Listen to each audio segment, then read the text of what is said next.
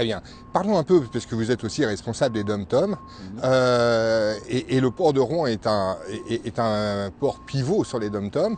Comment est-ce que vous voyez aujourd'hui le développement économique des DOM-TOM? Est-ce que vous constatez un retour, une amélioration des flux avec les DOM-TOM?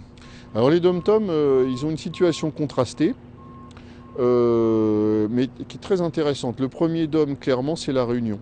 La Réunion connaît un dynamisme économique important. Nous y sommes passés en octobre 2018.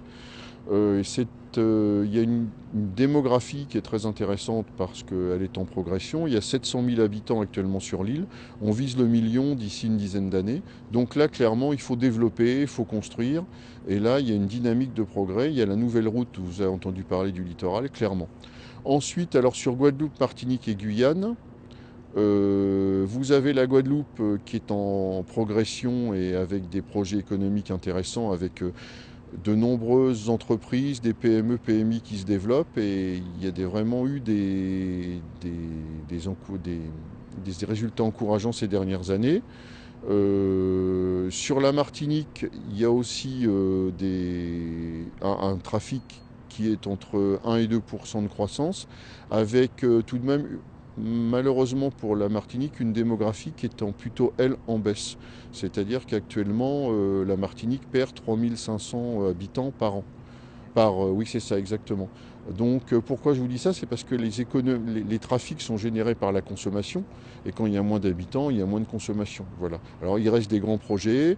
Les deux ports ont la volonté d'être un hub international sur leur zone. La Guadeloupe réussit également. Enfin, il y a également la Guyane avec ses projets de la Montagne d'Or, les projets éventuellement pétroliers qui sont en cours d'aboutissement. Et bien entendu, tout ce qui est autour de l'industrie spatiale, avec en ce moment des choses qui se remettent en ligne sur notamment la réforme du CNES et la réforme du Centre spatial guyanais. Voilà. Et est-ce que vous savez à peu près quelle est la part des trafics DOM-TOM dans Aropa aujourd'hui? Ah, si vous parlez en volume, elle est entre 3 et 4%. Parce que bien entendu, Aropa, c'est très largement l'Extrême-Orient, les USA, tout ce qui est trafic international et mondialisation. Mais ce sont pour nous des trafics extrêmement importants, dans la mesure où nous avons des trafics qui se développent, et surtout il y a la nécessité, comme pour la Corse, d'établir une continuité territoriale.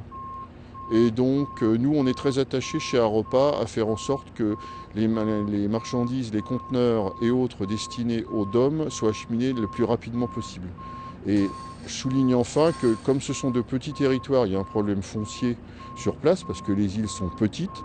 Et nous avons vocation, avec le just-in-time et avec surtout les trafics door-to-door et tout ce qui est en flux tendu, nous avons vocation à être la réserve foncière des DOM, et à ce que quand vous allez par exemple dans un supermarché ou dans par exemple une grande surface de bricolage à Fort-de-France ou à Pointe-à-Pitre, si vous commandez un produit spécifique, il n'est pas forcément dans les îles, mais il sera automatiquement sur les quais de Rouen, sur les quais du Havre.